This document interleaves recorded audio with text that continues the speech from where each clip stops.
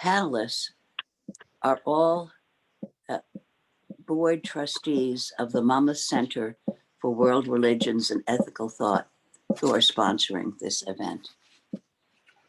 And I'd like to introduce them. Sathya Andavolu is a bioethicist. Sathya, wave your hand. A clinical trial manager in Monmouth County, and she participates in the LGBTQ activism within her organization, the Dharma Center Service Center, whose mantra is love all, serve all. The second speaker will be Joe Ritacco, and he is retired computer scientist from AT&T and Bell Labs. Since he's retired, his activities are many. His focus has been on interfaith and intercultural dialogue and peace building. Besides his role as a program chairman for the Monmouth Center Board, he is the co-facilitator of the New Jersey Interfaith Coalition, the co-founder of Mosaic, founding member of the Monmouth University Dialogue Group, and a Presbyterian elder. He is a member of the Monmouth Presbytery, their mission working group. Joe is a meticulous manager, and as he organizes programs, and we really, really appreciate his efficiency and his effectiveness. It is a joy to work with him on program development and planning. Joe brings an enthusiasm to our board. It's absolutely wonderful. He's innovative. He has many, many ideas, and he's done amazing things. Last year, our focus was on civil dialogue, and this year, our focus is on racial justice. And our third panelist is Georgette Thomas, and she retired from a career in banking and the corporate world. And she brings corporate and business acumen and knowledge and experience to the board as the assistant treasurer. And I welcome all of them as our panelists tonight, and I'm eager to hear their personal stories. I now would like to turn the meeting over to Joe, who will describe the evening's program and the flow for the evening. Thank you for coming. Thank you, Liz. You are most kind. That's all I can say. First, let me wish a happy Hanukkah for any of you who celebrate that. And let me apologize for the fact that this ended up as the first night of Hanukkah. I either misinterpreted an interfaith calendar or it was wrong, but sorry about that. It will be recorded so people will get a chance to see it at a later date. And if you care, since it will be recorded and posted online, if any of you want to remain anonymous, turn your video off and certainly stay unmuted. Everybody's been unmuted on entry, so please stay unmuted until the time comes that we might call on you later in the program. If you know how, I would suggest you click on speaker view so that you see the person who's talking, so you don't see like 50 plus screens, which is a little disruptive. Those of us who have to administer this need to kind of watch over everybody, so we'll stay that way. If you don't know how to do that, don't worry about it. You'll just get to see a lot of smiling faces. We're scheduled to end at 8:30, but at 8:30, if we're still going strong and people want to continue, we will continue, but certainly people are welcome to drop off at any time. So let me begin. 2020 has indeed been a year of upheaval in these United States relative to the issue of race. But such discontinuities can serve as a wake-up call and create an opportunity for change. Clearly, the killing of George Floyd and other Blacks at the hands of our police has really shaken up complacency on the part of many whites in America. The issues of institutional racism and white privilege have become front and center for many. Maybe that's why you chose to participate in this event. Please wave your hand if that's the case, if you've been, okay, I see a few. To warm you up a bit, but not too much, a few questions for you. Wave your hand if you are familiar with the concept of institutional racism. Okay, good. And wave your hand if you're familiar with the concept of white privilege. It's an astute group, so feel free to help us at the end if we have some questions that we can't handle. These next few questions, you may choose to raise your hand or you just may choose to ponder. Do you believe that institutional racism continues today and is a major contributing factor disadvantaging Blacks in America? Again, you may raise your hand or you may just think, okay. And do you believe that privilege may exist for white individuals in America? Okay. Lastly, does it make you feel a bit uncomfortable to be thinking about these issues? Not surprising. That's okay. You are not alone. Maybe tonight will help a little bit. From my recent deep dive, I can assert with high confidence that most adult Americans, not counting the crowd assembled tonight, it seems, have not been taught and therefore are not aware about the issues of institutional racism and white privilege. And if you haven't been taught it, you don't learn it on your own. I mean, unless you actually go study it, you just don't learn it through living your life. And this lack of awareness helps to sustain the status quo and leads to an attitude of blaming the victim. So our objective today is to create some basic awareness or build on it for those who have some. The objective is not to guilt anybody for the sins of America. Most of us or our immediate ancestors were not actively complicit in the creation or the perpetuation of these unjust systems, and we're probably mostly unaware of it. First, a brief focus on white privilege. Rather than trying to define it, I think it's more useful to convey what it is like. For starters, privilege seems just plain normal to those who have it, just like a fish is not aware of the water it swims in. A good metaphor, I think, is a stream with a strong current. Those with privilege are going with the current and things are just a little bit easier. Those without privilege have to swim upstream to make progress. Peggy McIntosh, a pioneer in this concept, describes white privilege as follows. It is an invisible package of unearned assets that I am oblivious to, but that I cash in every day. So my summation is white privilege is unearned and oblivious to those who have it, yet it is pervasive and a powerful force for all our society.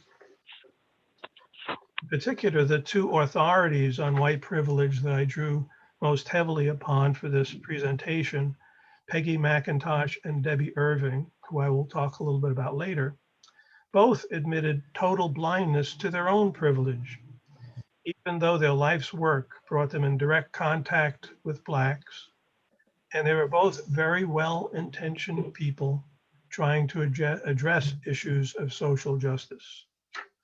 The point is, just plain having the right attitude does not imply awareness of these invisible forces.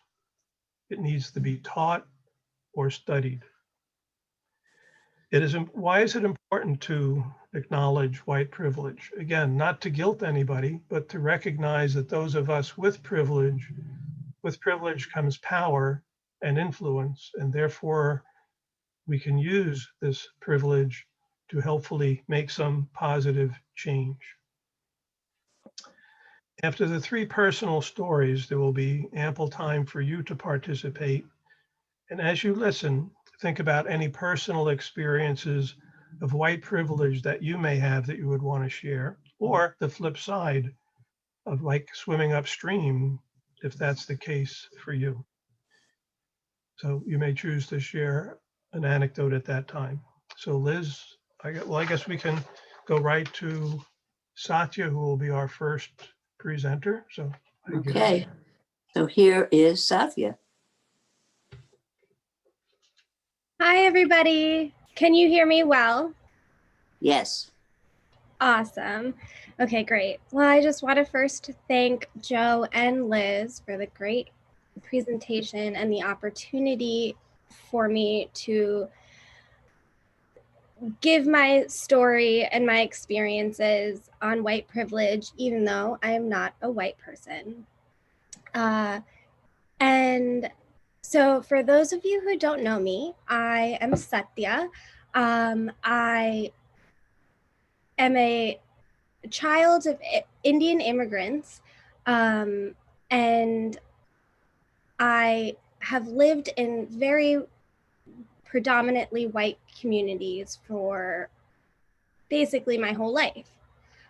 So basically, my idea for sharing my experiences right now is to let you know my experiences of white privilege and how it happened to affect my social identity and how social identity growing up, and how that has kind of influenced how I can serve communities that are less privileged than me in my future.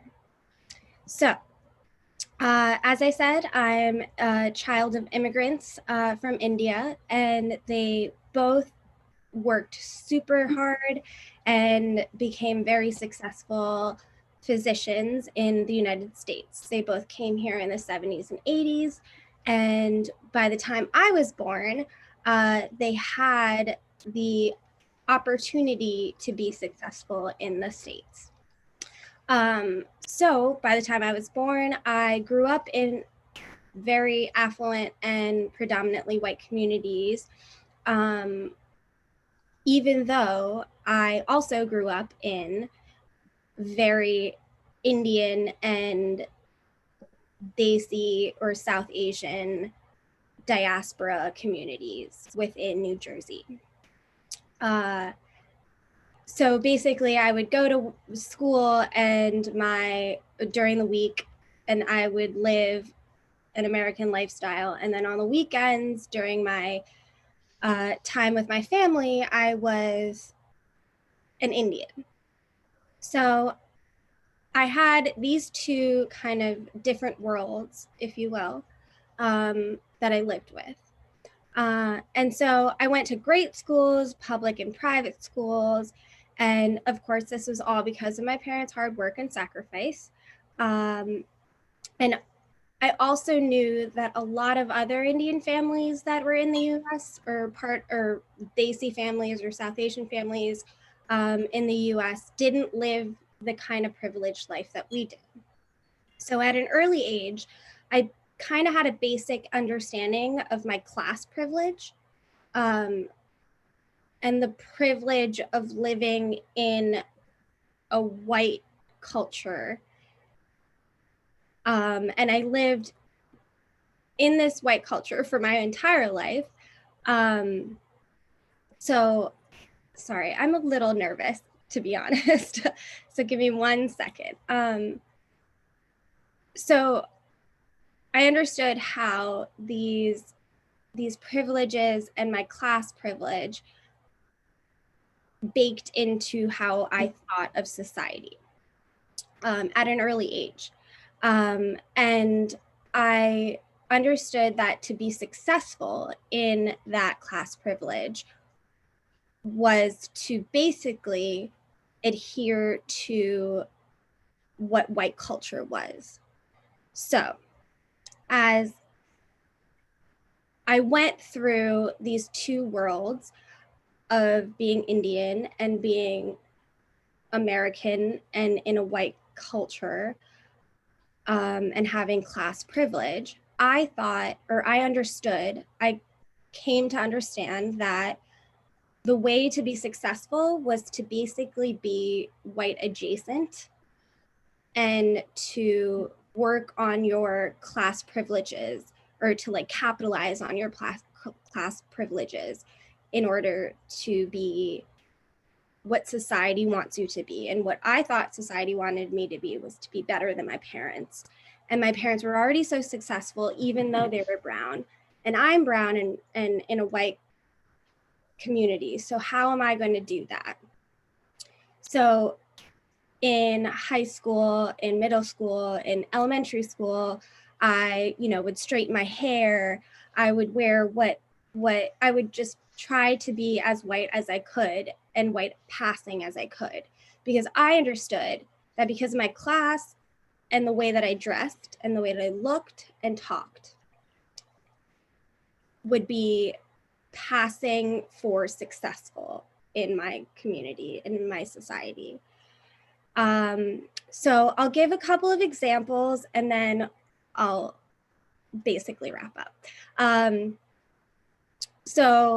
I've mentioned this before with other people, people from MCWRET. So in elementary school, I was one of the only Indian people and brown people in my school, and I had a lot of white friends. And I would feel very comfortable with them, and I would go and hang out with them and go to their houses. And there's this one lady, or one house, and my friend's mom was hosting a bunch of our friends. And there were two of us who were brown and everybody else was white. And she had us over for snacks after school, and it was really fun because she lived right, down the street, and I could just walk home afterwards, and I felt really safe. And the mom didn't feed us any food, me or my friend, my brown friend, my fellow brown friend. She fed everybody else who was white or just white, period, and not of color. And she didn't feed us food. And it was like such a violation of our, safety. And we felt so scared. So we both just walked back to our house, or to my house, and we just took it in and didn't really think of anything about it. And we didn't even tell our parents, because we know that my parents would be mad and things would get, heated. So, and then it kept those kinds of like subtle, kind of racist and xenophobic kind of issues kind of happened throughout my entire life. Even, today, people might, like very close friends will come up to me and be like, I can be as brown as you. Like if I go to the Caribbean, like, and go on vacation, like I can get as dark as you. And that kind of gave me another understanding of my place and my social identity, because that gave me an idea of like, okay, so white people think that if I'm dark, that's a luxury, because that means that I went to a place where I could get tan. And that's like the Caribbean, especially coming from the Northeast. And so if people want to be as tan as me, okay, that's a whole colorism issue. Like, that's very hard for me to understand. So then coming through those two kinds of aspects through my social identity, the colorism part and the class part, it made me understand how like intersectionality works in my identity and social worth. And my social worth before was to be as white as possible. And then all of these different kind of experiences led me to understand that, you know, those social worth descriptions aren't actually very productive for society. And how kind of intersectionality to identity and to thought and to action are so important in making this world and our societies better. Because if it's not making me feel good, then my goodness, I couldn't even think of how bad it's making people feel who are less privileged than me. So at that point, I could like understand that like I needed to use all of that privilege and all of those those experiences of white privilege that I had that affected me to advocate and work more for those minorities especially in the US and of course abroad, who suffered so much more than me. You know, especially Black and Brown and Indigenous people in this and communities in this country. So my experiences, I guess, to conclude, my experiences with white privilege in my whole life, even though I'm a brown woman, gave me the kind of impetus to use my privilege for the good. And so, okay, so now I have just one little quote to end on from the book.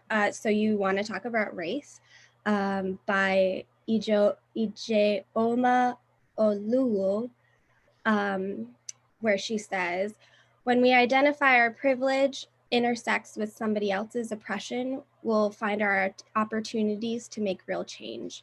So with all of that,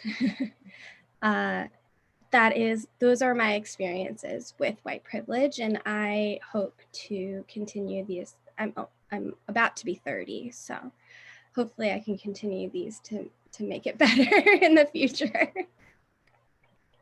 Thanks, guys. Sorry. Thanks for letting me be nervous. Right. Thank you. Right. Thank you, Sathya. That was, I think, a unique story where somebody could see both sides of privilege. You know, so that's one of the reasons why I wanted to share that story. It's a perspective that most people haven't heard. So now we get to my story.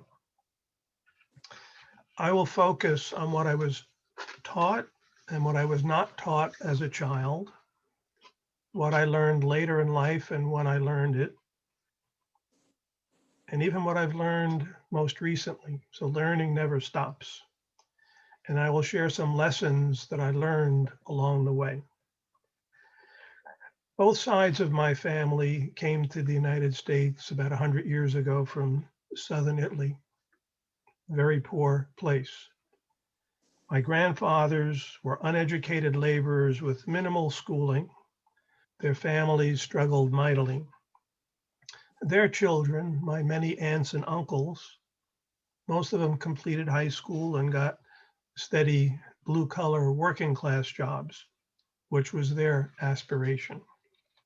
The next generation, mine, was of modest means when we grew up. We probably would be considered lower middle class or working class. I was the first in my large extended family to complete college. So far, this is a story of the American dream. Parents working hard, sacrificing for their children, and their children do better than their parents. So it worked for my family for 2 generations. But I assert, and you'll hear why, that this dream has not at all been realistic for Blacks in America. So what did I learn from my family about race and how to treat people? My father was a man of few words and rarely told stories. So when he did, it was time to listen up. He told his story many times. When his father first got off the boat, he had a note with an address to go to. He spoke no English. The first person that he happened to confront or meet was a Black man. The Black man looked at the note, understood what that meant, and he actually escorted my dad to his destination with a smile. The moral of the story, as told by my dad, is you don't judge people by the color of their skin, their ethnicity, or their religion. You judge them by who they are. There are good eggs, bad eggs, and all sorts of eggs in every basket. So lesson number one is that the attitudes of parents and family has a profound impact on children. Prejudice is learned, it is not inborn.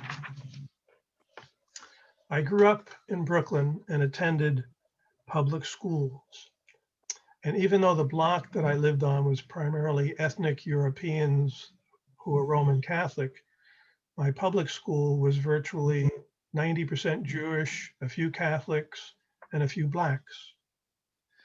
Most of my neighborhood friends went to the Catholic schools. So at school, I had many Jewish friends. I liked some, I didn't like some, consistent with lesson number one from my dad. At age 10, we moved to a new neighborhood and a new school. I was a very shy kid. I was befriended by a Black Puerto Rican named Carlos. We were very close friends for many years. I visited his home, he visited my home, which is another story, which I don't have time to share. But I am very thankful for this relationship. It was evidence to me that a cross-racial friendship can just plain exist naturally like any other. So lesson number two, I believe that integrated, diverse schools and neighborhoods are important in the creation of a less prejudiced society. I infer a related lesson, that once you learn to be comfortable with one group that is different than your own family, it's quite natural in the future when you meet another group that is different, that it's natural to accept them as well. Such exposure I consider an inoculation against xenophobia. What about privilege?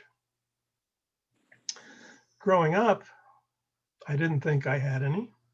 I thought that privilege was a function of class, economic class. For instance, when I looked for summer jobs, I quickly learned that you didn't get to get a good job, you needed to know somebody. My dad looked me in the eyes as, kid, I don't know nobody. So I mostly got menial jobs in the neighborhood, such as delivery boy. So privilege, nah. I worked at Bell Labs for 30 years plus and was an active volunteer in its affirmative action program. The Bell Labs effort was sincere and sustained. I indeed saw individual behavior and attitudes change. And through workshops, we were explicitly taught another lesson, that we all carry an implicit bias against those who are different, and we are probably not aware of it. We also learned that this was nothing to be ashamed of, it's just kind of the way the human is wired. But it's important to recognize, because if you recognize it, you may realize that you are sometimes acting in a biased way towards those who are different. And we were actually taught to modulate our behavior and our attitudes knowing that bias might be coming into play. It's not easy, but if you start paying attention to it, you may start seeing it and learning. And because I was an affirmative action committee member, I had the opportunity for more focused training. So this, again, I'm in my 20s and mostly in my 20s. This is how I came to learn about institutional racism. Again, as most Americans, I was clueless. I thought prejudice was an individual issue. As my social consciousness increased, I began to reevaluate my technical career, which wasn't doing much, if anything, to address festering social issues that I cared deeply about. So I was seriously considering a career change. Towards this, I'll call it amorphous end, I started taking classes at the New School for Social Research in New York City and ended up earning a certificate in urban planning. I really cared about cities. To earn this degree or certificate, I had to write a thesis-like report. I found it recently, it was like over 100 pages long with 40 references. So I really did a deep dive on this. The report included a focus on one question that I wanted to better understand. Why does it seem more difficult for Blacks to enjoy the same intergenerational economic improvements as immigrant families like mine? The report made it clear that ethnic European immigrants are indeed quite familiar with the challenges faced by Blacks. However, they are not aware of a fundamental difference. This lack of awareness led many to blame the victims for their unfortunate circumstances. I have heard too many times in my life from my people I grew up with and who I still keep in touch with. We were discriminated against, but we worked hard and we made it. So what's their problem? And this is something I think they firmly, deeply believe. So what is this key difference? Key difference is that systemic skin color prejudice in the United States has proven to be much more persistent, pervasive, and powerful than ethnic or religious prejudice. So again, skin color prejudice just is a stronger force. So that's kind of a key learning on my part. Answered the question for myself quite satisfactorily. Next lesson. Again, the lessons I learned as a child were only about individual racial prejudice, nothing about institutional racism. We'll only share a tip of the iceberg perspective on institutional racism. It is pervasive and it is invisible to most whites.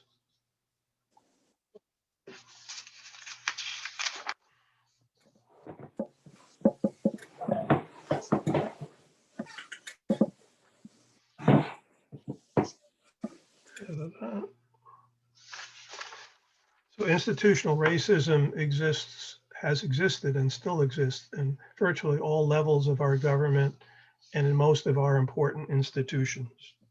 I'll give you one example.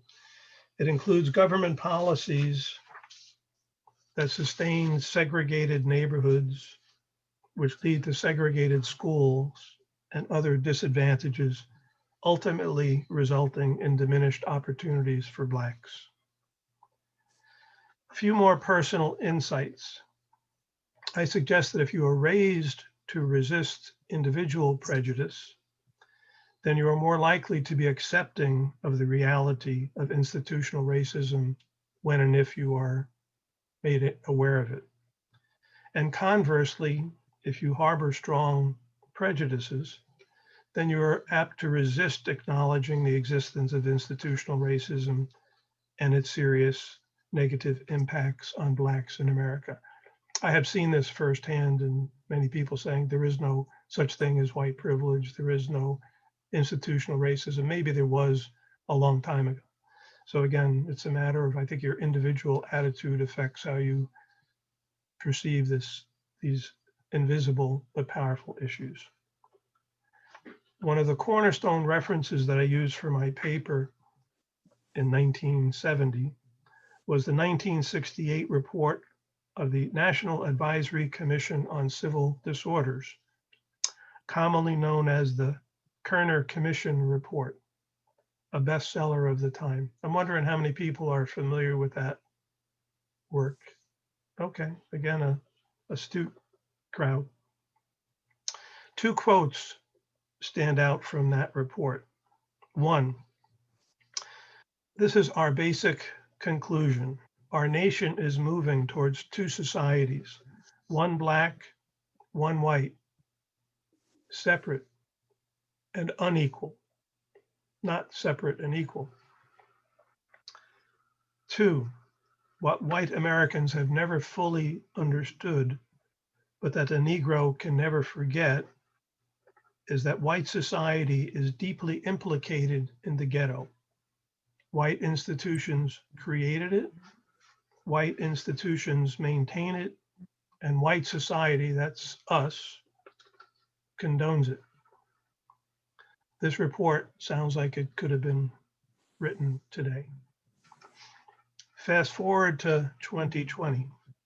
The Monmouth Center, the sponsor of today's event, has chosen to put focus on addressing racial justice, given the import now.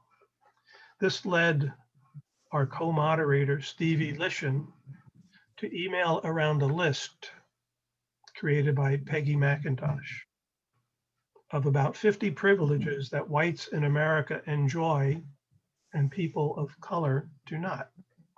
This list was new to me. After reviewing the list a second time, I started checking things off as to whether these were privileges that I could acknowledge. I quit counting after about 20 or so that I could check off. I was jolted when I saw this. So this list motivated me to better understand what this white privilege thing was all about and how it may have played out in my life. Let me share but two examples of Peggy McIntosh's examples of white privilege. One, I can go shopping in a store and not expect to be followed or harassed.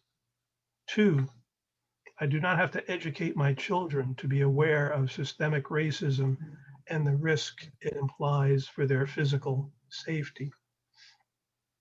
One example of this is the risk of driving while black. The list goes on. So many of these items in the list would cause me, and I think most anybody, emotional discomfort on a daily basis as you would be confronted with these realities, and even danger in some cases. It was exhausting to me to think about the implications of this long list.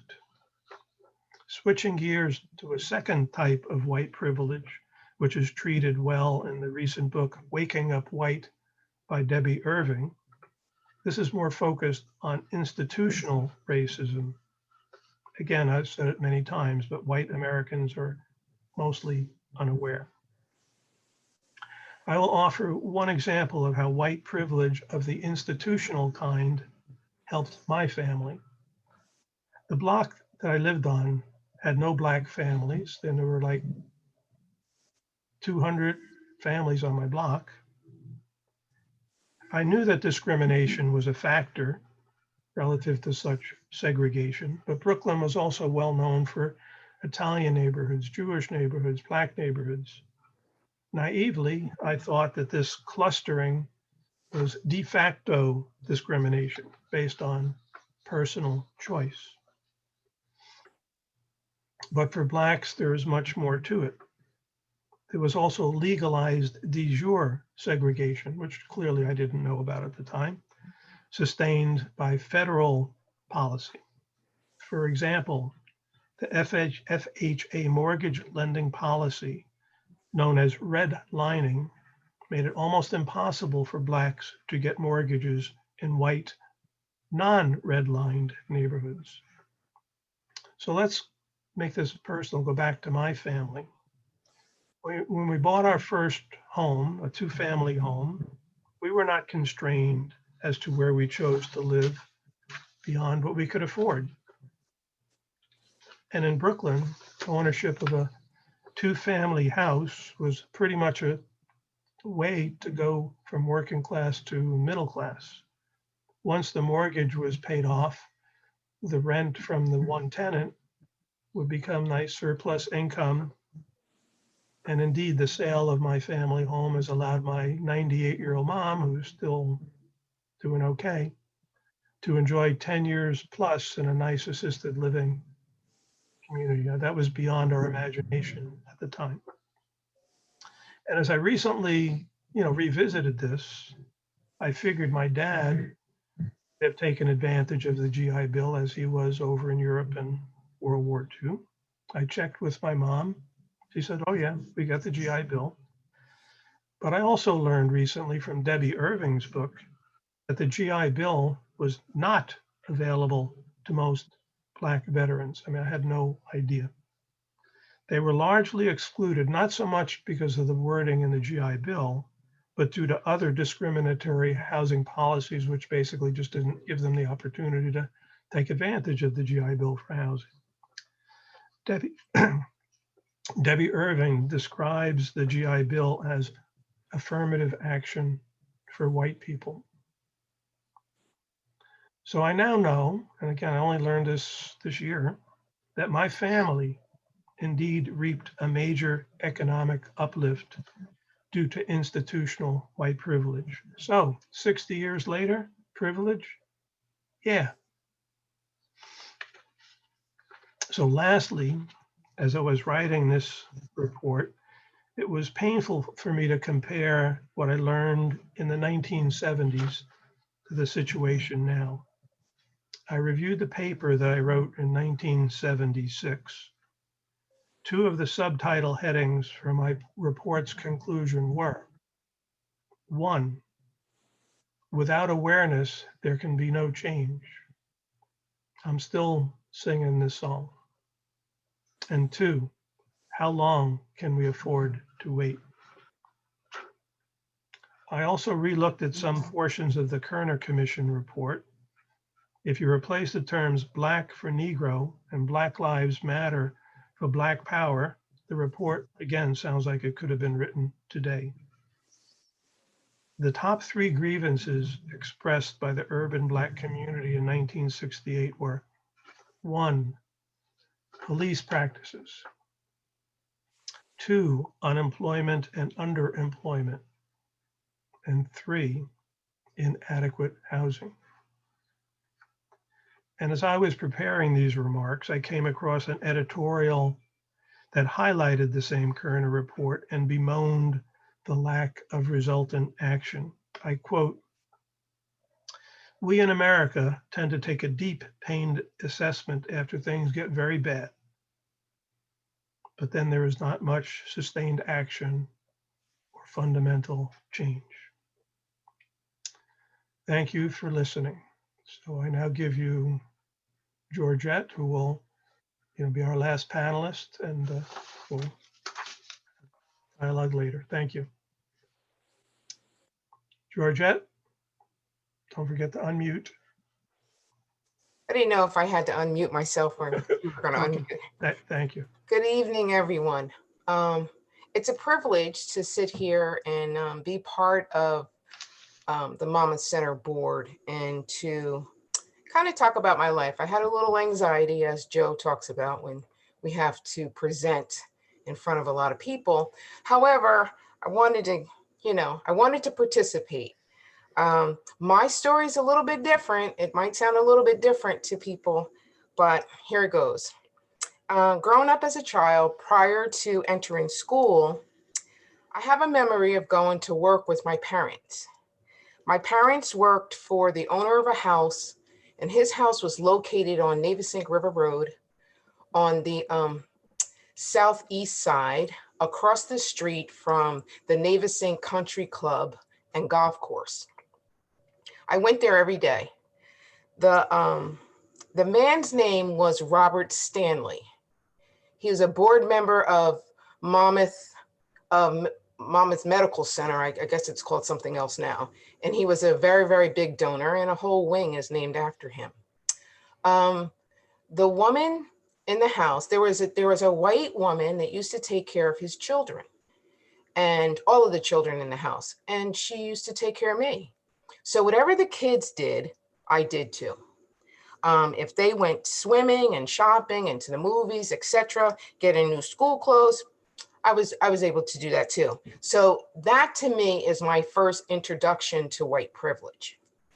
I also went to work with my grandmother, who worked in Rumson. And at that house, I participated with the children of that house and did whatever they wanted to do. So I didn't really feel like I was being treated any differently. I just played with the other kids, and I came home every day with my parents or my grandparents, and that's how I kind of lived. There is a story that I want to tell you that I heard from an uncle. And he told me that, and he told some other people in the family that a long time ago, the Ku Klux Klan marched up First Avenue between Route 36 and Hillside. And that's part of Middletown Township behind Atlantic Highlands Food Town. They marched up, and the police instructed and warned them not to do anything to the Black residents of that community. So, you know, don't mess with them, just leave them be, they live there. We were also instructed when we were younger not to go into Kingsburg or Highlands because Klan members lived there, so we were not to go there. So we didn't. Now I have to kind of give you a perspective of where I lived. I lived in a 14-block radius between Hillside Avenue and Route 30, well, not Route 36, but maybe Atlantic Avenue, Oakland Avenue. First Avenue was in the middle of it, and Portland Road and 7th Avenue kind of anchored it. There were 135 to 150 single-family Black-owned homes there. My grandparents bought the property in which my house resides on right now on April 21st, 1921. They bought this property, and my grandmother's uncle owned the property next door. So this is where I live. This is what I did. I went to Navissing School, I went to Bayshore Middle School, and I went to Middletown Township High School, North and South. I was one of the first graduates. I didn't really experience or see any noticeable racism or anything between elementary and 12th grade. The only reason that I saw it in 12th grade is because my sister ran for class president, and another guy from the area ran for vice president, and some people didn't like it, but they won. So during that time, you know, they won and there was some resistance, but we were going to have a good time. So when my sister and the vice president planned the prom, and our prom now was at the Shadowbrook in Shrewsbury, that's where we had our prom. We had what I want to call now a bipartisan event. We had a white band and we had a Black band, and we had food that everybody liked, and everybody had a good time. We graduated in 1977 from Middletown High School South. We still are friends with the people that we graduated with then. We still have friendships. We're still connected. We're even connected with the kids that come in from the other countries to be part of our school system for the year. So we did that. So after graduation, now I have to back up a little bit. My dad was my dad worked a lot of different jobs. He had his Black Seal license. He worked in the school system. He did construction. He did a lot of things, and he was a chef. So he also taught me how to cook. But My dad didn't like the way I did high school.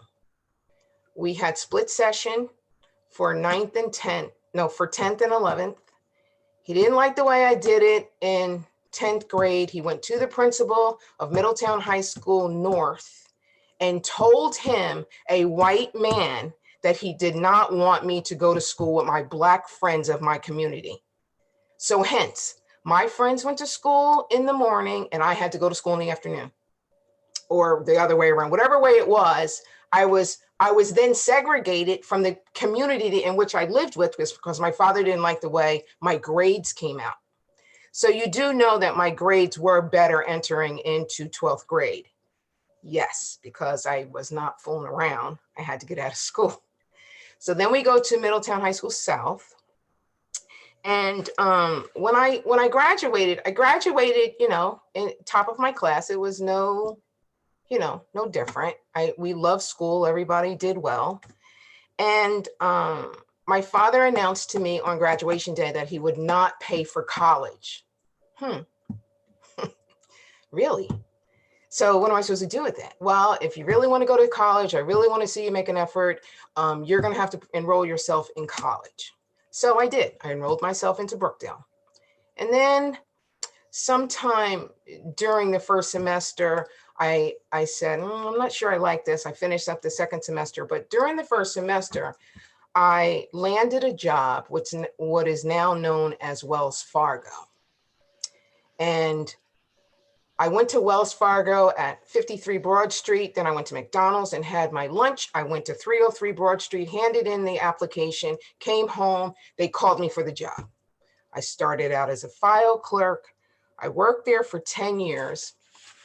And I finished up as a special loans officer. And my location was in Newark. In between there, I had gotten married as well.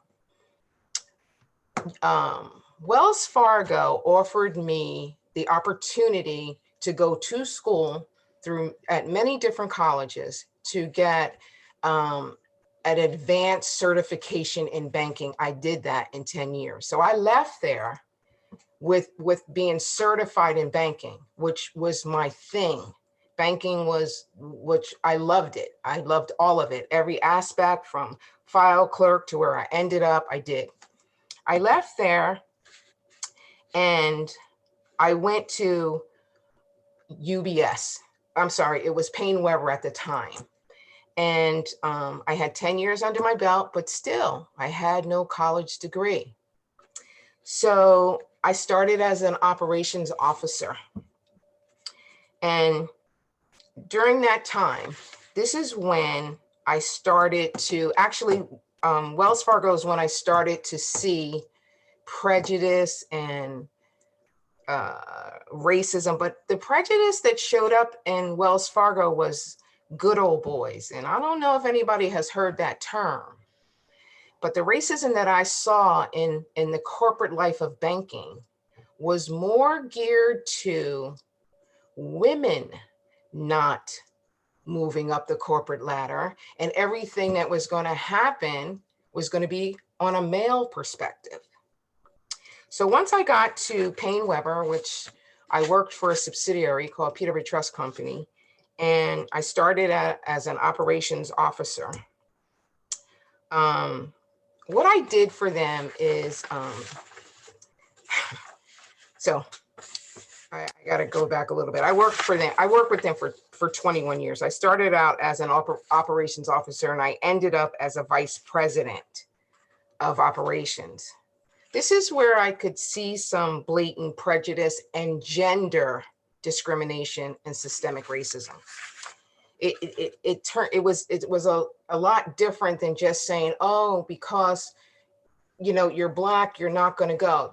Every step of the way in banking became more and more colorful in lower level, but there were some upper level that have people of color. So I didn't work in such a all white community. But where I saw the racism is that I was the only female vice president of color, the lowest paid, the longest to be promoted, and my staff as well would not get promoted as well. So that kind of, I don't know if it shocked me. I had worked 10 years for Wells Fargo, and now I'm working 10 years for Payne Weber or UBS. Is it, stuff happens. So I managed a department of 8 to 10 people.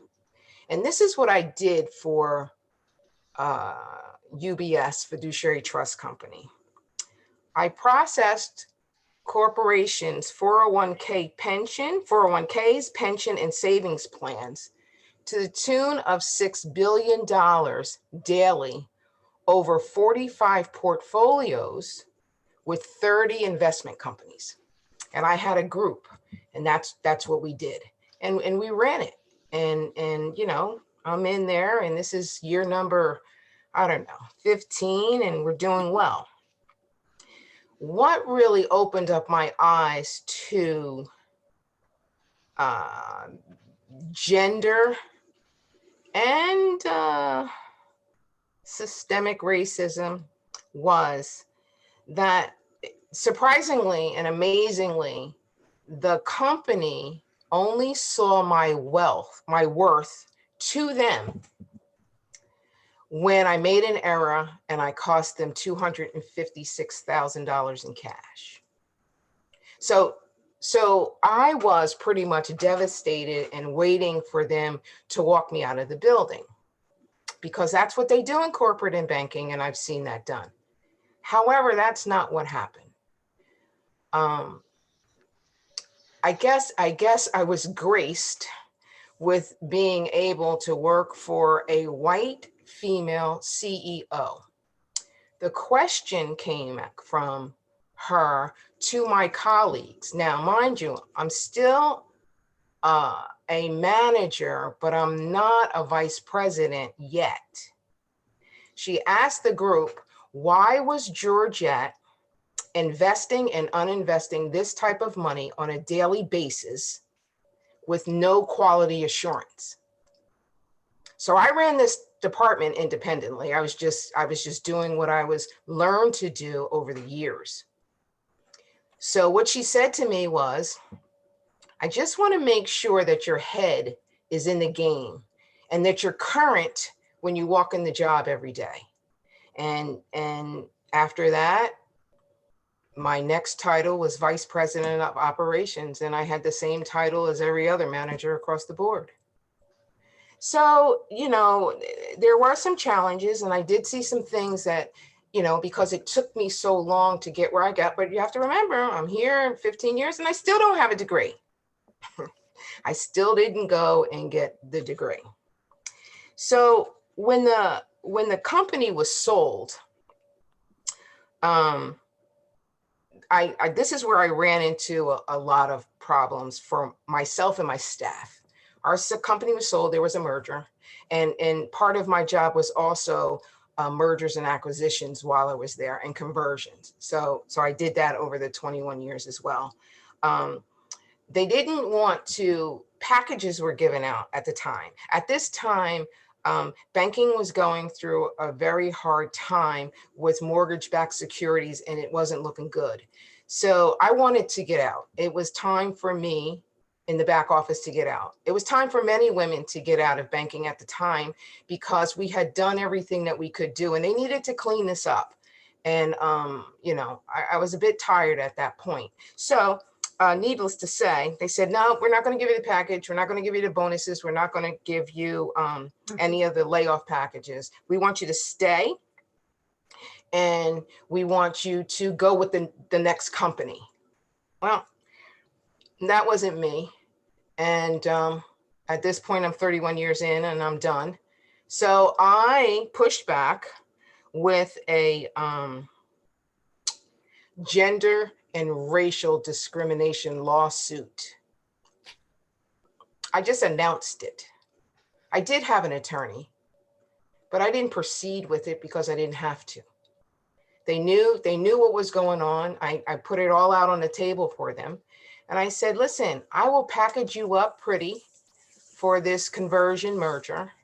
and I will hand you off and you will be fine with the next team that's going to manage this operations, but it won't be me. So I did leave after 21 years working there. And I'm going to tell you that life for me in banking was not really bad. It might have taken me a longer time to get up the ladder, and that I may have gotten up the ladder faster if I had gone back and got the degree, but I didn't. So I had a really good job that I liked, and I made a lot of money, and I built a new home, and in that time of working, I've been away from banking since 2008. And in that time frame that I was working, you had to really know how to take care of yourself. You have to really, really be smart, or you would drown in banking. You would just not, they would just not do anything with you. So I loved what I did for a living. It was very good. And I'm still connected to most of the people that I worked with 21 years ago. Today, I just talked to someone yesterday. So, banking was good for 31 years. And I will give you a little tidbit about the whole white privilege. And it may be this. When I was younger, we had pictures on our wall in our house, and they were of my great grandparents. And there was a man, and he was dressed up in a suit and tie and everything. And then there was a woman, and she's all frilly with all this lace. And then there was another man there on the wall. And I said to my father, well, Dad, who is that man? And he says, well, what man are you talking about? I said, well, who is the white man on the wall? He says, that is not a white man. That is my father. So growing up in this section of Middletown Township, with not really having any type of racial discrimination as we came up, 135 to 150 Black-owned families, Black-owned homes for families, with having a grandfather. And I just found out recently that that's where my 38% of European comes from. It was just a different life. So some of the things that people talk about, suffering this and suffering that, I didn't have that. And we didn't talk Black and white issues in our household. And I think that's because my grandfather was 50% Amish. And that's my story. I hope you enjoyed it. Thank you. So back to Joe. So before we move into the dialogue portion, which hopefully folks will have something to add or ask, some closing remarks to help you focus. Let me start with a focus on my Protestant Christian church community as an example of how the status quo is maintained. And again, the issue transcends this institution. But to my dismay, every time I tried to move my congregation to address issues of social justice, I keep meeting strong resistance. Typical reactions include too controversial, too divisive, too political. I come to church to escape. This mindset is explained well in Debbie Irving's book, Waking Up White. She has a whole chapter devoted to the cultural norms of North American mainline Protestants, the culture of niceness. Here is a partial list of some things that she was taught. I mean, it really was part of her identity. If you don't have something nice to say, don't say anything. Avoid negative emotions. Don't show anger or even show disapproval. Avoid conflict. Don't discuss sensitive topics. The way I look at it, make nice, not make waves is a choice. And clearly, to make changes to the existing power structure, we need to make disturbances so the still waters that represent to the still waters that represent the comfortable status quo. Make good trouble, as expressed by the late John Lewis, is another way to look at it. Let me again touch on the lack of awareness. Again, this is a smart, astute crowd we have, but we have to recognize this is the exception. There's a huge perception gap between Black and white churchgoers. Here are some results from a 2019 poll, and this was taken before the George Floyd killing and a resultant wave of protests, which did increase awareness. In that poll, only 2 in 5 white American Protestants think that the US has a race problem. This is in comparison to 4 out of 5 Black churchgoers. That's a big factor of 2 difference. And more than 60% of these same whites think that prejudice is simply a personal issue and not a systemic issue. In contrast, close to 70% of these Blacks think that systemic racism, not individual prejudice, is the core issue.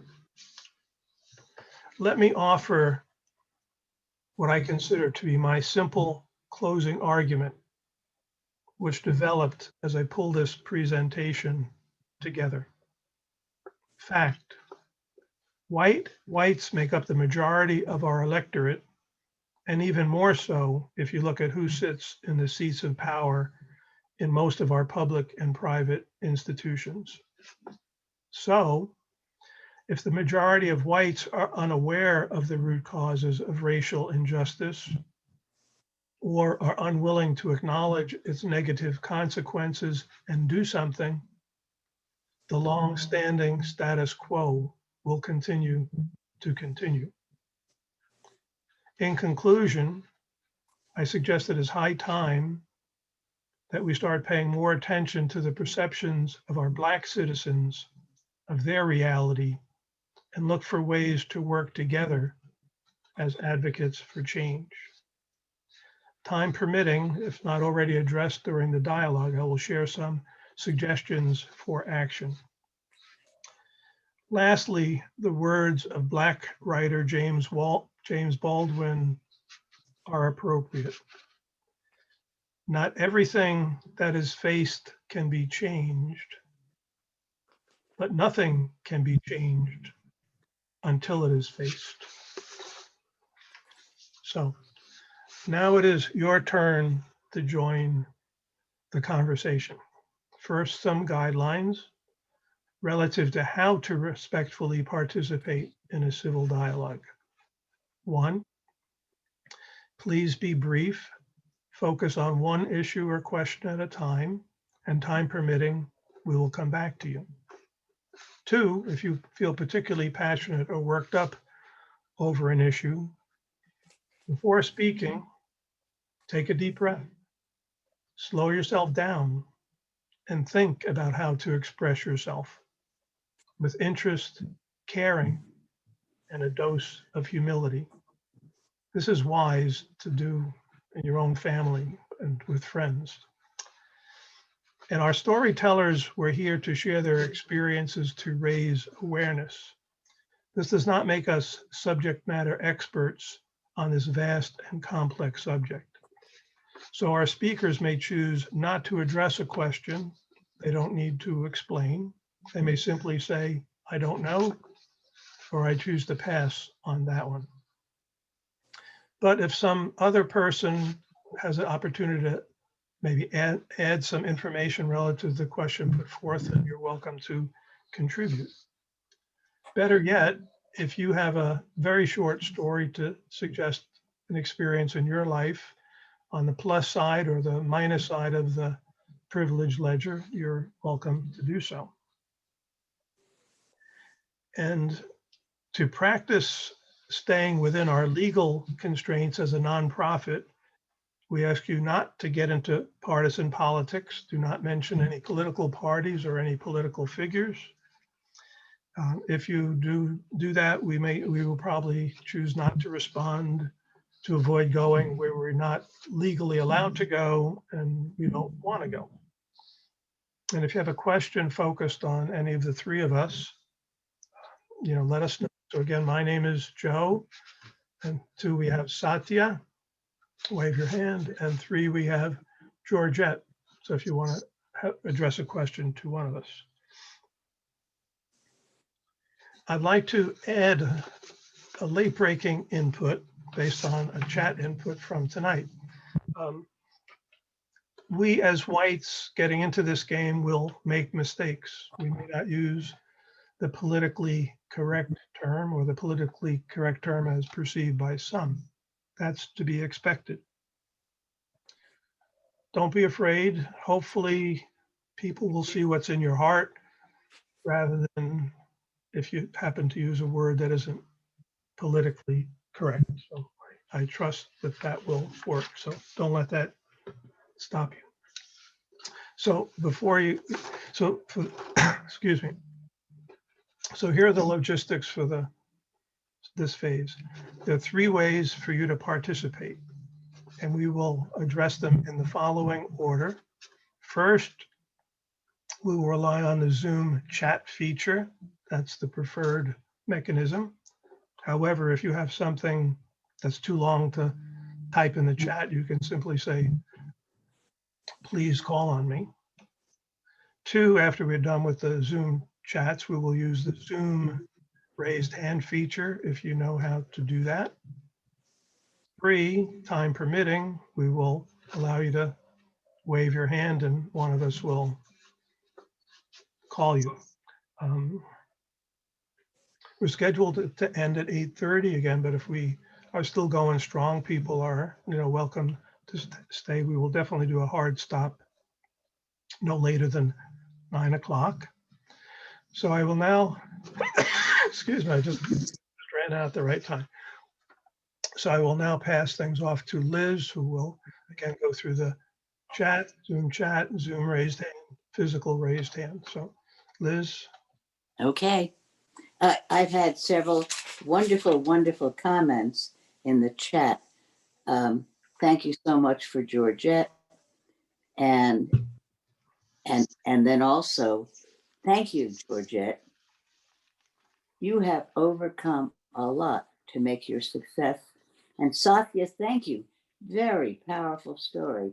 Another one. Thank you, Sathya. Great story. And Joe, thank you. We share the same journey. And another one, I don't know who it's from. Very interesting session. My wife and I enjoyed and we learned by attending, but have to leave because of a previous made commitment. Sorry. And so I will continue to monitor the chat. And no one has asked a question yet because they're probably still thinking. So, and I know someone else is monitoring the raised hands. And all of us are monitoring the physically raised hands.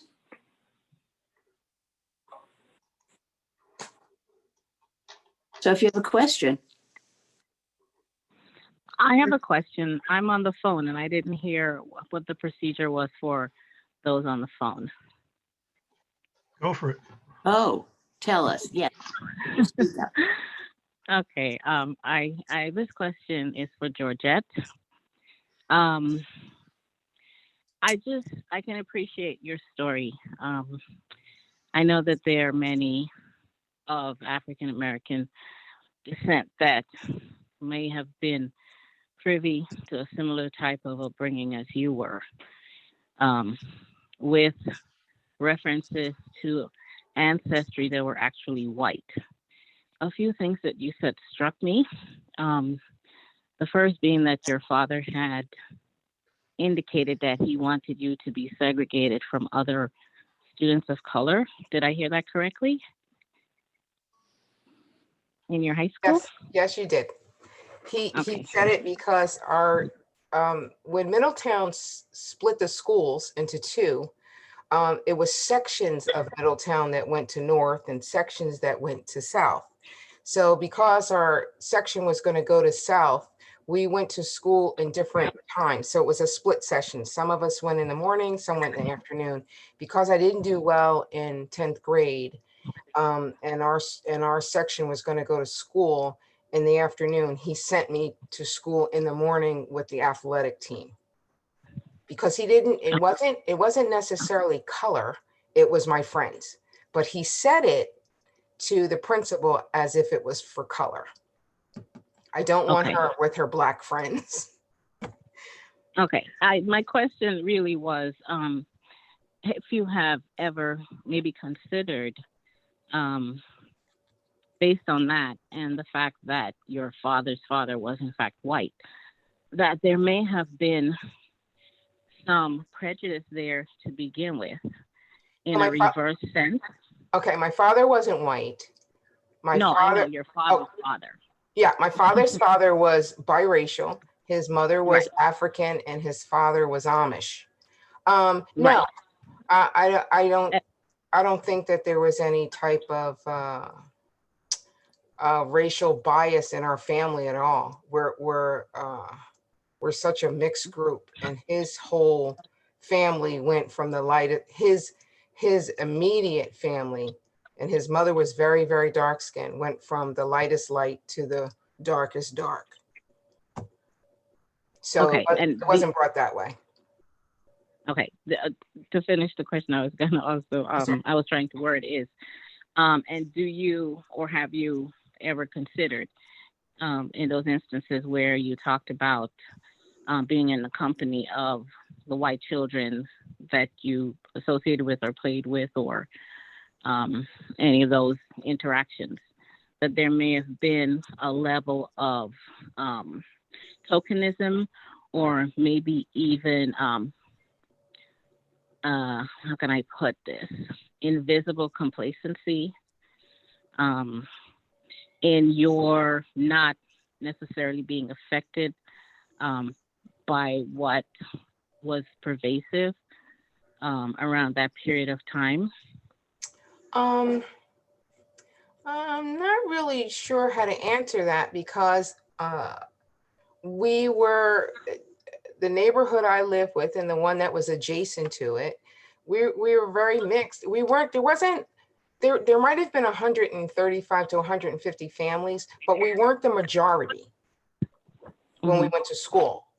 It just so happened that in Hillside, Leonardo, and Navesink, all of the parents worked with in companies that the other white parents worked with as well. My grandfather was a milkman, so he saw everybody's house. It didn't come up like that. When I was a brownie and a Girl Scout, and when we played at the playground, and we ice skated on Navesink Pond, and it just never came up like that. Okay. We went to our houses and went home, and they went to theirs, and we played at school during the day, and sometimes we spent the night at their house, and sometimes they spent the night at ours. It just didn't come up in our neighborhood. Okay. I'm sorry. Thank you. You're welcome. No, don't be. I'm just trying to actually get a level of understanding. Okay. Amy has a question. Hi, everyone. Thank you for this great program. I don't have a question, actually. I just have a comment on Joe's realization that Black people weren't allowed to buy in any neighborhood they chose, and often weren't allowed to buy. They weren't allowed to get mortgages. Right. That didn't just affect them then. that affected incredible amounts of generational wealth, ability for their children and their grandchildren to go to school. And so when we talk about reparations, it's near impossible to try to figure out the amount of money that was lost by all of those actions. Thank you. I think Jennifer raised her. Joe? Yeah. Whoever said Okay, Joe, Jennifer. please. She raised her hand. Great. Okay. So, Jennifer, unmute yourself. Did I? I didn't realize I raised my hand. oh, I thought you did. Oh, okay. She did. Then Dilly's raised her Yeah. hand. Oh, Dylan. Hi. Hi, Dilly's. Thank you. Yeah, hi. Who said hi? Liz. All right. Oh, okay. Regina, did I you raise never your heard- hand? Oh, Dillis is speaking. Yeah, all right. I want to make another point. I thought, I don't know, Jennifer didn't actually raise her hand. She might have said something that would sound familiar to me. I just want to say that I found so much of my life in your life, Sathya, in your life, Joe, and in Georgette. I may be white, but I am of a minority. I'm of a big minority, very small percentage. I'm Jewish, but I grew up in a small town where to be Jewish was even smaller than other places, big cities. And I knew what prejudice was like. I never understood it. It disturbed me a whole lot. I'm Jewish. Thank you. Thank you, Dilly's, for sharing. Amy would like to say something. Amy, are you there? Unmute yourself. No, I already went. Okay, good. The time is yours. The point I wanted. I'll quickly then. I moved to Brooklyn after growing up in Utica and going away to college and going back home and teaching in the local high school. And I moved to Brooklyn, and I've never been among Jewish people. Brooklyn was filled with them and Italians and everything else, and it was wonderful. And I went to college, and I felt I could be Jewish. I could say I was Jewish. I can't begin to fully explain to you what it does to someone to be among people where they are so comfortable, where it's familiar to them and they've longed for it. So I don't know what the answer is, because I moved to Maryland, and Maryland is all different from Brooklyn, from New Jersey, from Utica, New York. And I had a hard time at the beginning, because this was a slave state. It was both a slave and a free state. And so history has left its mark here. And so I'm adjusting to, when we talk about racial issues, they take on a different tone here, because I am the minority frequently when I walk around here as a white person. So it's very complicated. And I think that it takes an awful lot of study to begin of how people interpret, how Blacks interpret their life and how whites interpret their life, and what's keeping the distance. And it's a very tragic situation in this country, that we have to relive violence, and we have to relive hatred to get past it. That's all. Thank you, Dillis. I'd like to add one thing. I didn't really include this segment in my talk tonight, but I think fundamentally the most important thing that I would recommend is relationship. Develop a relationship with somebody who's different, as a personal relationship. That's a good way to start, and become a friend, become an ally, learn. Don't burden the person with all your questions, but you will learn just through relationship. if we don't have any other questions, I actually got a private chat to me that I could respond to. Somebody said their synagogue sounded a lot like my church, and they asked me if I was still trying to make some difference in my church. And the answer is yes. There's probably a half a dozen people from my church on this call, and we are putting our heads together to figure out how to, I'll say, make waves in a constructive way in our church without being divisive. It's challenging, but I would say now, maybe 10 or 15 years of work on this stuff, I have a little more confidence. At least I'm going to go give it a shot as opposed to being afraid of it. But I will suggest a few practical things that, again, this is mostly for churches, but it could be broader than that. First, your congregation needs to make a conscious decision to deal with the issue of race in a meaningful and sustained manner. This means more than words, more than sermonizing, and more than commemorating Martin Luther King Day. Here are some specific things that you can suggest and see if you can gain traction on any of them.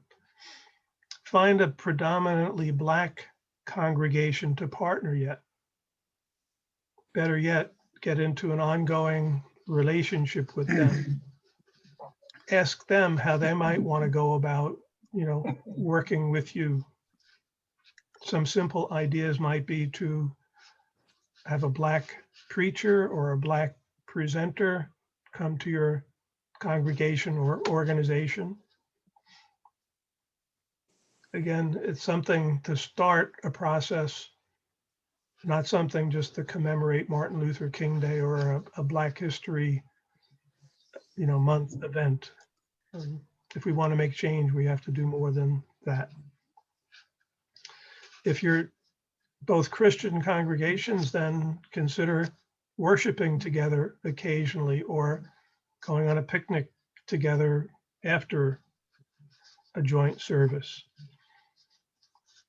Connect with a Black organization such as the NAACP. There's a very good chapter in Red Bank that I'm now aware of.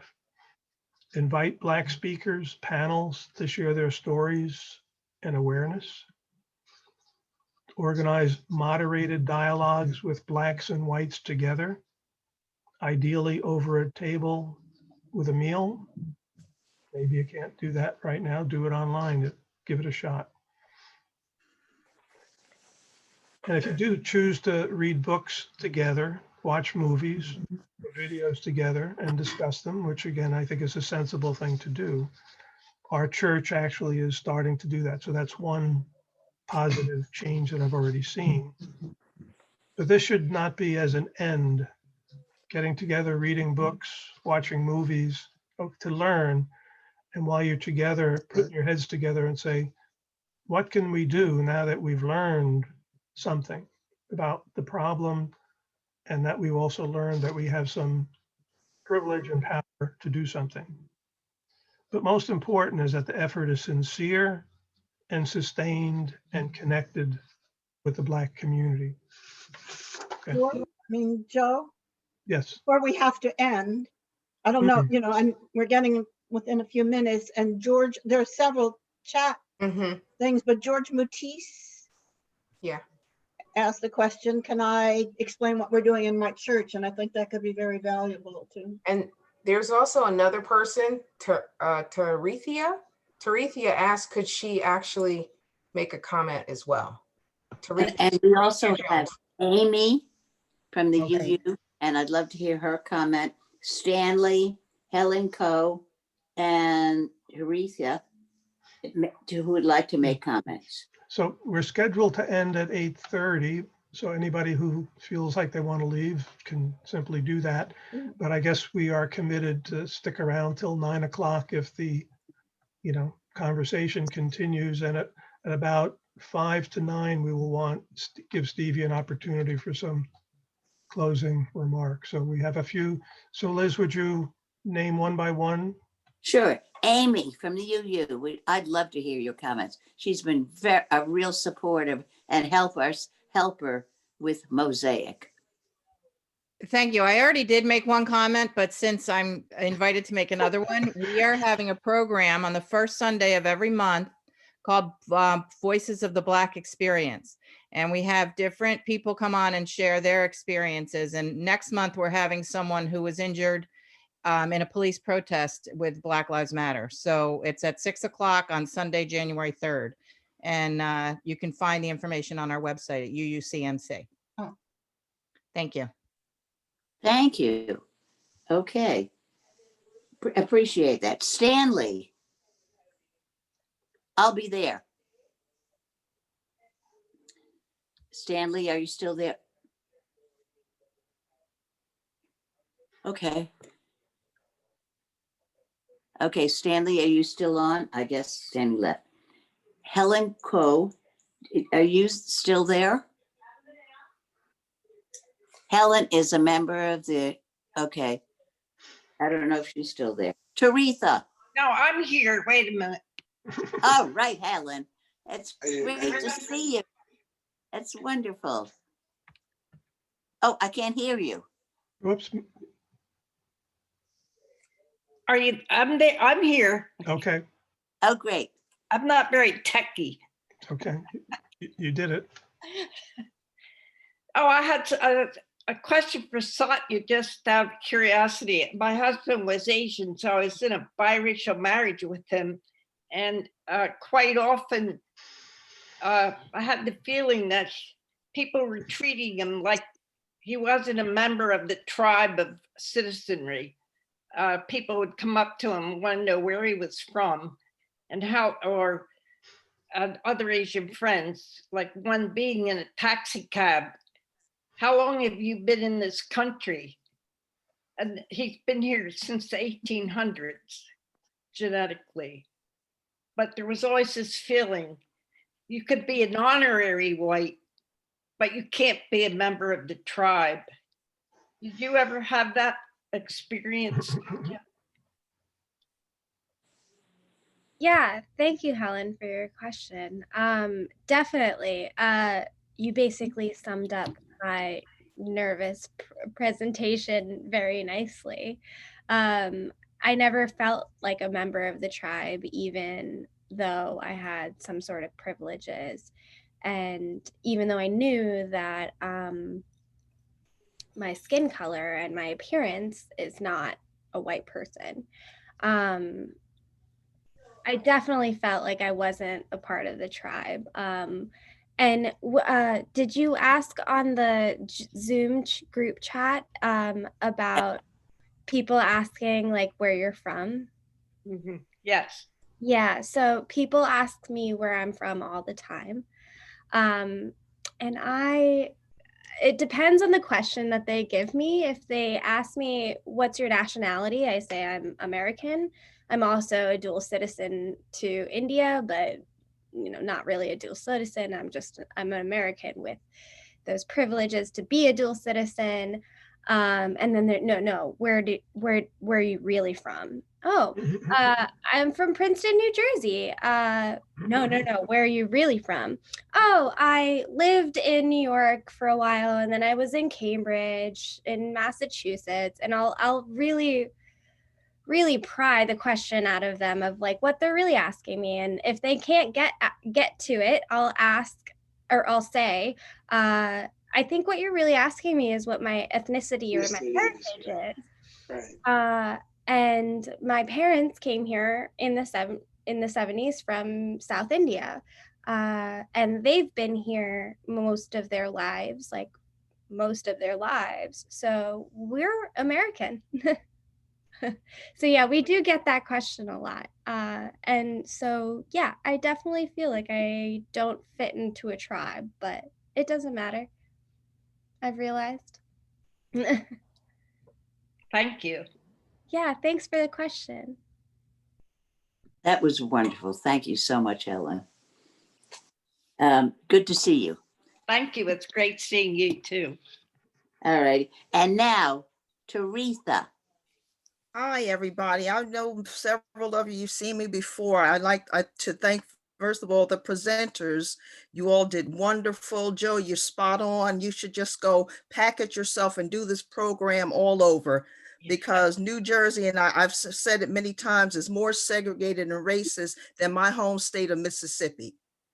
One of the main points I want to bring out, just to piggyback on it, one of the issues is lack of awareness and denial. And if I can have permission to, I'd like to post the website of an article that I use for cultural training for people, the kind of racism you don't even know you have. I think it would be very helpful and eye-opening, because even though you all are pushing this and trying to learn, you have your microaggressions and micro issues and micro implicit biases that you don't know that you have here. Several quick points. Georgette, class of 75, Neptune Township, Middletown North and South were some of the biggest racist folks, called us names, the N-word and everything else when we would beat you guys. Monmouth County is noted for Klan activity. Even now, North Monmouth, regular Klan rallies were held in Long Branch, Asbury Park, Ocean Grove, and Wall Township in the Camp Evans area. Things have changed, but yet they remain the same. So everybody needs to really, really understand that. And when we talk about our church and our religions and our beliefs, Sunday morning is still the most segregated time period of the week in the United States of America. And I've been around, I grew up here, but I have still my contact to my family in Mississippi. I have been called the N-word. I'm a health professional. I've had people laying in beds who couldn't take care of themselves. They don't want no N taking care of them. I've seen the effect of redlining. I've gone to bat on behalf of people in the community that have been facing blatant racism. So I commend all of you for taking this on, but really be aware of the issues that you have that you don't know. And because when you look at your family, your friend and connection, if you don't see a whole bunch of brown and black folks looking like us, you're missing the boat. Mhm. I just wanted to put that out there, but thank you all. And I'll, if I may, Please. put my article in there. Okay, thanks. George Mutis has asked to talk. But Teresa, thank you for gently and firmly putting that out there. You're welcome. Teresa, Hi, everyone. Thank you, it's Joe. always helpful. All your comments are just absolutely wonderful. Okay. Thank you for putting this together. And I want to talk about personal experience that I had, because I'm the youth director, and I think I might have told to Joe, Elizabeth, and Stevie maybe. During this George Floyd thing, I get a text message from, because I've been the youth director for our church for like 17 years. So I get a text message from a kid that's been in my youth group, but now he's out of it. He's been out of it for like 6-7 years. So Jair.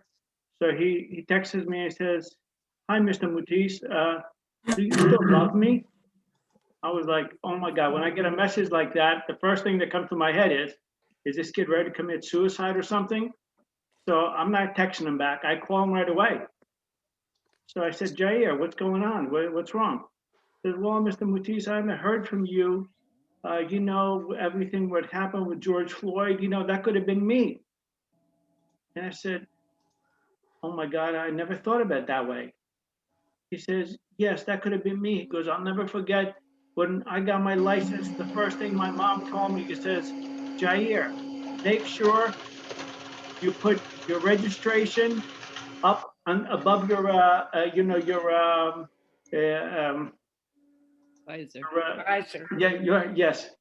You know, it says, because if you put it in the glove box and you go reach over to get it, you might get shot. I mean, as a white person, I never tell that to my daughter or, you know, to anybody. You know, that's something that was shocking to me.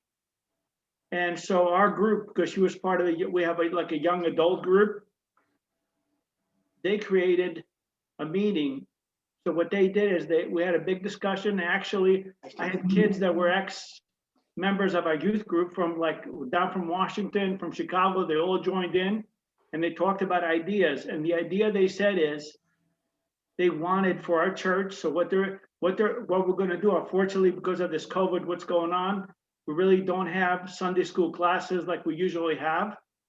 But once this thing stops, what they're going to do is we're going to have these young adults go into the classes and discuss racism with kids that are like in 4th, 5th grade up to 12th grade. And also have, their Black American kids from our, that've been in our youth, they're going to be part of it and show and have discussions with them. Because that's very important, if we can teach the young kids, because I know most people say our kids are the future, which I disagree. Our kids are the present, because if there's no present, there's no future. Okay, so it's very important that we teach our kids at this young age. And I thought that was a great idea that these kids came up with, and we're going to implement it, as soon as things get back to normal. So I thought that was a great idea. We can teach our kids at such a young age, about racism. That's going to make a big difference as they grow older. That was I just want to talk about the thing that we're doing.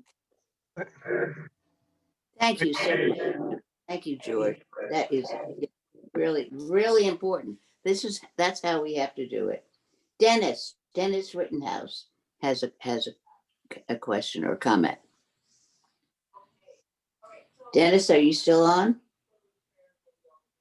And then I have for Lorraine Stone, if you're still on. Esmet asked, "How are you?" Lorraine Stone, are you still on the call? I'm right here. I'm fine. I sent Esmond something in the chat, and I just said I'm tired. I'm okay.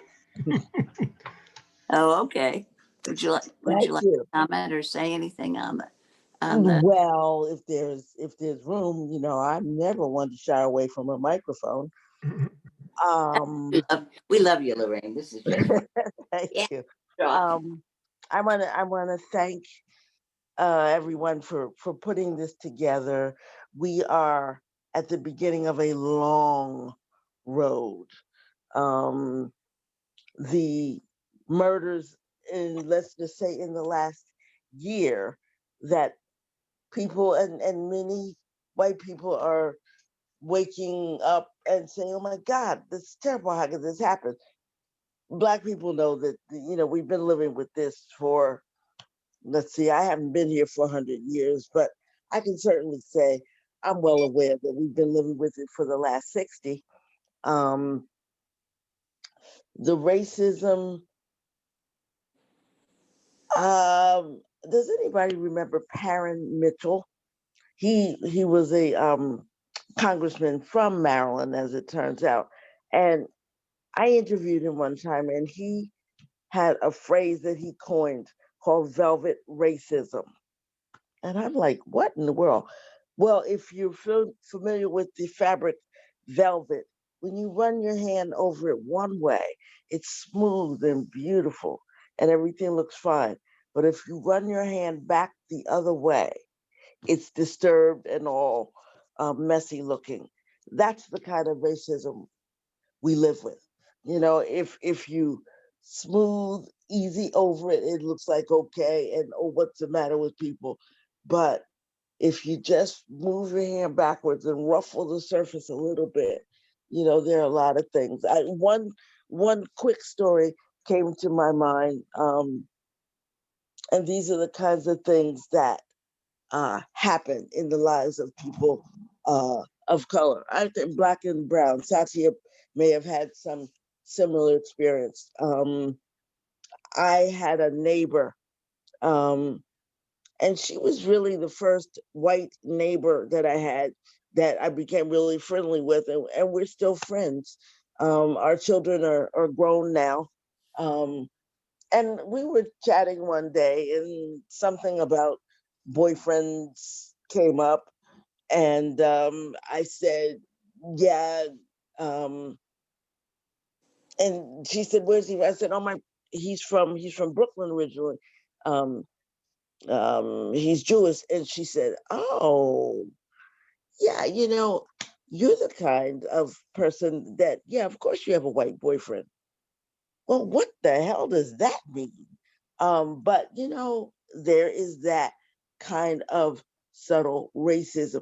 Yeah, she's nice, she's smart. It's okay for her to date somebody white. And then my last little thing is I worked for IBM for many years. And in my initial interview, my manager's manager, actually, who interviewed me, said, you did very well. We want to offer you this position, da, da, da, da, da. And he said, you're a perfect Oreo. And then he said, oh, I didn't mean, don't be offended. I said, you know what? That is exactly what my mother raised me to be, perhaps not in the way that you put it out there. She wanted me to be able to survive in any situation in white America, knowing that I was Black. So I've always known who I am. But my mother always gave me that little thing that says, you can be as good, as smart, just walk your way. But it's really amazing that someone would look at you and say, oh, you're a perfect Oreo. Do you say thank you, or do you just run out of the room? Okay, I'm done. I see everybody, I hope, on January 3rd. Amy announced that that's our next. Okay. Yes, thank you. Thank you. Bye. Thank you so much, Lorraine. Wonderful, wonderful. And I have no more people who've asked to speak, and I don't know about hands raised. But I see Regina St. Clair, a dear friend online. And Regina, Where am I? do you want to comment? Oh, okay, Stanley. Wonderful. Yeah, I never left. Oh. I just forgot to unmute myself. Okay. Oh, okay. Okay. I've been here. And then Regina, you're next. But Joe answered all my questions. I think that the procedures that he outlined for we're trying to bring about change and integration through by Black and white religious institutions coming together. I think that's really a great way to go. And the specific things that he said were excellent. So that's it. Thanks. Thank you. Thank you very much. Very important. I'm glad you just chimed in. Anyone else want to chime in? Okay. Okay, Regina. Good to see you, Liz, and everybody. Thank you. And it's so good to see Lorraine. I always wonder where she is, and here she is. I'm so happy to see her. I'm a little girl from Little Rock. I went to the school that the 9 went to after I finished there. But my biggest experience in Little Rock is that my grandfather was the manager of a Jewish country club. So we were very close to the Jewish community. Most people may not know that there are a lot of Jews in Little Rock, but they owned Main Street, and they owned my life as a child in a way because they took care of my Christian family when we were growing up. It's a wonderful history. But my best story is when my father was dying, and I went back to Little Rock to be for the funeral. I got a phone call from a gentleman, and he introduced himself as Walter. And he says, I was your yard boy when we were 10 years old together. And I loved your father so much because he would take me into the garage and teach me ham radio. Well, I had a very troubled relationship with my father. And all he had to say was what he said, and tears flowed down my eyes. They still come, because his voice, his call healed my relationship with my father. I invited him to ride in our car to the funeral, and he became my brother. Unfortunately, within less than a year, or less than 2 years, he passed away from asthma. He was a young man. He wasn't that old. We were in our 40s. And he had a beautiful wife who I loved dearly, just from the brief moments we had together. And then when my aunt died, I went back to Little Rock for that funeral, and there she was, came to visit me. And I'm just realizing in all the stories, a few little stories, but many other stories, how individual every life is in terms of their experience of racism or all of these isms that I've never been comfortable with and seem to have, I don't know, have all kinds of wonderful relationships that are not so-called racist, even though I know I have so many unconscious areas that I don't realize. But I think the conversation is the main thing, and that I always felt that if we don't love each other, we have something to work on. So we all deserve more love. So maybe that's our job. Thank you. Thank you so much, Regina. Thank And you you so much. I think maybe we should tie things up, Liz and Joe. It's 8:50. And so I just want to comment on what you said, because we're going to close at 9. Yeah, and I'm supposed to close us before 9. Correct. Go ahead. We'll get But there. our hard close is 9. We'll get there. So what Gina said is that sparked in me a reminder of our unconscious prejudices. That is a whole big area that we really need to become aware of. And a lot of places are having in-services and trainings and education about that. Police and other places. And I think that's critically important. And for us too. And the Esmet wanted to say something, and then we'll close. Okay. Sorry. Esmet, you're on. Okay, I'll be quick. I just wanted to comment on Joe's experience with PILAT and the Affirmative Action Committee, because I was a member of that committee for a long time.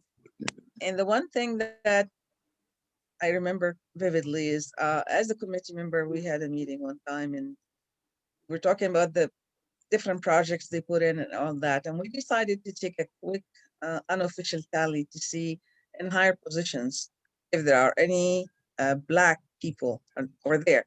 There happened to be amongst us one Black person who was given the title of a vice president. I'm sorry. So he made the comment that he knew when they gave him this title, that was like a token, because they give him a title of vice president for community affairs, whatever that is. They made it up, and he really was not doing anything within the title of the job, and encouraged to be a member of that elite group. So my experience with AT&T is that they have been doing a lot of lip service to the integration and the Blacks and the affirmative action and all of these things. But it was a very tight, good old boys, white, Black community that managed that company all the time. I think it's still the same. Thank you. Thank you. I'll add one thing to that. I was part of the affirmative action stuff in like the late 60s through the 70s, which was kind of a golden era of that process. Lots of change happened, but I did see starting in the 1980s, as the company got more focused on profit, that the heart and soul in a good direction started to diminish. So things certainly did go in a different direction. That makes sense. I joined in '84. Yeah. I wasn't there, so I didn't see the other phase. Yeah, and I'm wondering if I could end with a little summary. You'll find this stuff on the Monmouth Center website sometime in January, but these are some things that you can do as an individual. I'll just hit on a few of the highlights. Most important is continue to learn, and I'll say the best way to learn around here would be to go to the Red Bank Library website and look for the Let's Talk About Race events, which are about monthly. It's been going on for 5 years. I've joined about 3 or 4 months ago. The presentations are excellent. And the website is super rich in resources. So that's, again, Let's Talk About Race, Red Bank Library. Other things, you could provide financial support to organizations such as the NAACP. You'll see a list of Black organizations on our website in January. Patronize Black businesses. There will also be such a list on our website. But again, the most important thing that we sort of touched on is develop some cross-racial relationships. Make the first move in your church, in your neighborhood, in your place of work. Be humble, you might make mistakes, but again, if your heart's in the right place, you'll hopefully be forgiven.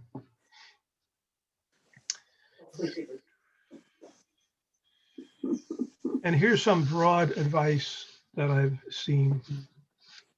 Like, people ask, what can I do? What should I do? What's the most important thing to do?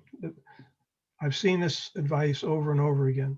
The need is great and permeates so many aspects of our society. So there's basically unlimited possibilities of how you might help. So you have to look within yourself for what your strengths are, what your passions are, what your competencies are, and you'll find something that you can do. You may have to go beyond your comfort zone. You will adapt. Most of all, do something. Thank you. Thank you very, very much, Joe. That was just wonderful. And I see we still have 40 people participating, and I can also add to the list, if you'd like to donate to the Monmouth Center for World Religions and Ethical Thought, we're having a rough time because our donations are down. We're not having public programs in person. And so you can send it, you can go on the website and there's a donate thing, and it's quite easy to do, or just mail a check to us. So, and I'm so glad you were here. This was just absolutely wonderful. And thank you to Joe, to Sathya, and to Georgette. That was absolute. Each of your presentations were really personal and enlightening and very helpful. And I think very much enjoyed and appreciated. And then to all the participants, thank you for coming. And also to everyone who asked questions and made contributions. This was highly participatory and much, much appreciated. So good night now. Well, Stevie, Night. does Stevie have anything to add? Stevie? Okay, okay. So again, thank you, everybody. And until next time. Thank you. Night, Great, all. great seeing everybody. Great to see you, Helen. Good night, everybody. Thank you. Night. Good night. Thank Georgette. you. Thanks, everybody. Thank you so much. Thank you. Thank you. Yes. Good night. Great. Good night. Good night. All right. Warm. All right, Lorraine. When is performing next? And Thank wait, you, everybody, and have a great evening. Good night. Thank you. Thank you, everybody. night. That was very good. That was great to see you. Thanks, Lorraine. Thank you, Sathya. Thank you so much. Bye, And thank you, Georgette. Great job, Joe, Sathya, Okay, Mara. and everybody. see ya. Okay. Thank Yeah. you, Uncle. Yeah, good. Steve, nice to see you. Okay. See you guys later. Thank you so much. Yeah, I Liz, guess thank you. Georgette Thank you is so gone much. left. Georgette also, wonderful job. Just wonderful. Goodbye. Wonderful. Joe's tired. Joe's tired, I know. Sleep well. All right. Yes, yes. Sleep well. I think I will. Good. Everybody sleep well. Good. Okay. Wonderful. Good night now. Just Good night. wonderful. Great job. Bye-bye.